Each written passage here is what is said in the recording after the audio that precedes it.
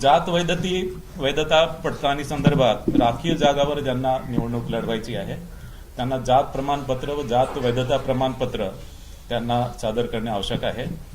मात्र जात वैधता प्रमाणपत्रासाठी सादर केलेल्या अर्जाची सत्यप्रत किंवा अन्य कोणताही पुरावा त्यांनी दिला तरी तो एक्सेप्ट केला जाईल। मात्र 6 महिन्याच्या आत जात वैधता प्रमाणपत्र सादर करण्याचे असे हमीपत्र उमेदवारांना द्यावे लागेल आणि 6 महिन्याच्या आत जात वैधता प्रमाणपत्र सादर न करू शकलेल्या संबंधित उमेदवारांची निवड ही पूर्वलक्षी प्रभावाने रद्द होईल।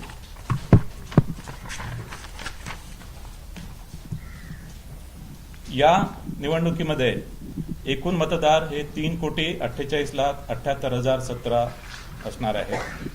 त्यापैकी पुरुष मतदार 1,81,93,666 असतील, स्त्री मतदार 1,66,19,755 असतील आणि इतर मतदार 4,590 असतील।